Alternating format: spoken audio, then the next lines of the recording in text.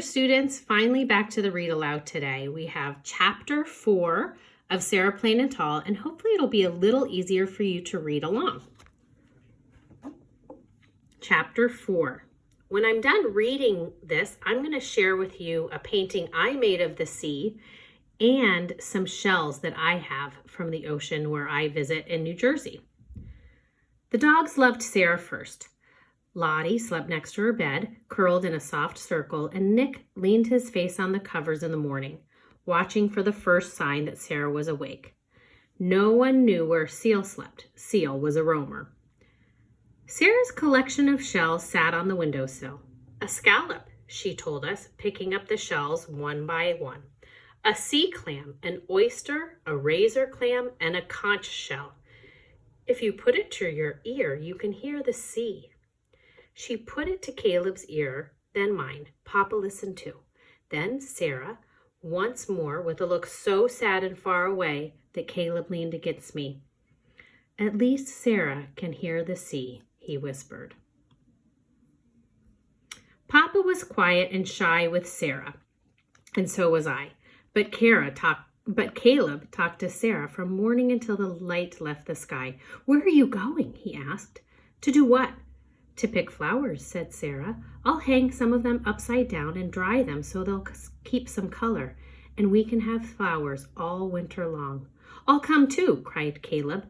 Sarah said winter, he said to me. That means Sarah will stay. Together we picked flowers, paintbrush and clover and prairie violets. There were buds on the wild roses that climbed up the paddock fence. The roses will bloom in early summer, I told Sarah. I looked to see if she knew what I was thinking. Summer was when the wedding would be. Might be. Sarah and Papa's wedding. We hung the flowers from the ceiling in little bunches. I've never seen this before, said Sarah. What is this called? Bride's bonnet, I told her.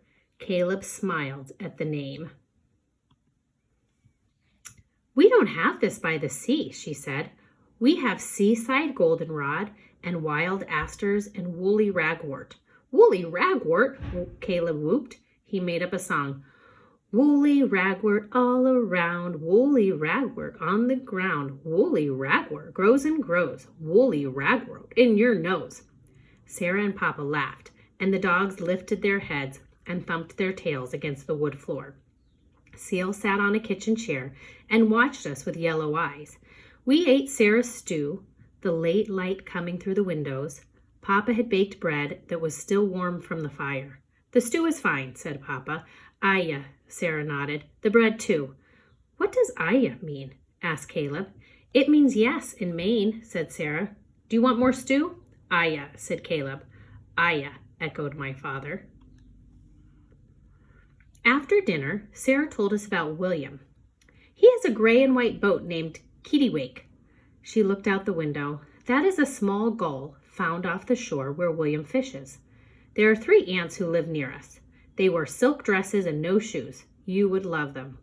Ayah, said Caleb. Does your brother look like you? I asked. Yes, said Sarah. He is plain and tall. At dusk, Sarah cut Caleb's hair in the front steps, gathering his curls and scattering them on the fence and ground.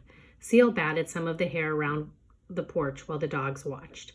Why? Asked Caleb. For the birds, said Sarah. They will use it for their nests. Later we can look for nests of curls. Sarah said later, Caleb whispered to me as we spread his hair about. Sarah will stay. Sarah cut Papa's hair too. No one else saw, but I found him behind the barn, tossing the pieces of hair into the wind for the birds. Sarah brushed my hair and tied it up in back with a rose velvet ribbon she had brought from Maine. She brushed hers long and free and tied it back too, and we stood side by side looking into the mirror. I looked taller, like Sarah, and fair and thin, and with my hair pulled back, I looked a little like her daughter, Sarah's daughter. And then it was time for singing. Sarah sang us a song we had never heard before as we sat on the porch. Insects buzzing in the dark, the rustle of cows in the grasses. It was called Summer Is A-Comin' In, and she taught it to all of us, even Papa, who sang as if he had never stopped singing. Summer is a-comin' in, luda-sing-cuckoo. What is summer? Asked Caleb. He said it sooner, the way Sarah had said it. Summer, said Papa and Sarah at the same time. Caleb and I looked at each other. Summer was coming. Tomorrow, said Sarah. I want to see the sheep. You know I have never touched one. Never? Caleb sat up. Never, said Sarah. She smiled and leaned back in her chair. But I've touched seals, real seals. They are cool and slippery and they slide through the water like fish. They can cry and sing and sometimes they bark, a little like dogs. Sarah barked like a seal, and Lottie and Nick came running from the barn to jump up on Sarah, lick her face, and make her laugh. Sarah stroked them and scratched their ears, and it was quiet again. I wish I could touch a seal right now, said Caleb, his voice soft in the night. So do I, said Sarah. She sighed. Then she began to sing the summer song again. Far off in a field, a meadowlark sang too. Next, I'll read chapter 5 for tomorrow. Here's a painting I painted. This is the view from my best friend's house in New Jersey at a beach called Manasquan. This was the color of the sea. We can see that fence from the door and the dunes, and I painted it so that I would have it to remember. Later in the story, you'll see that Sarah paints the sea or colors the sea. This is a scallop shell. Has a very symmetrical shape, doesn't it? Remember, symmetrical is the same on each side if you cut it in half. This is a clamshell. I don't know what kind of clamshell. She said different kinds of clams. I just know that it's a clamshell. It has the same kind of lines, bumpy lines.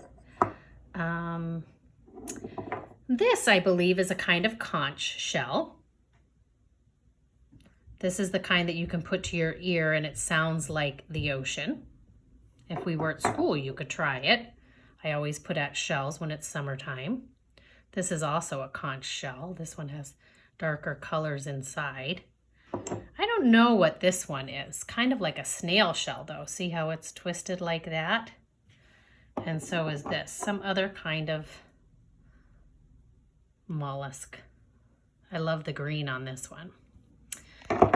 So anyway, my dears, I hope you're doing well. I hope you took time to watch the loom video I sent. It was a lot of fun to make it, and I have new ideas for next week's loom, so you can look forward to that.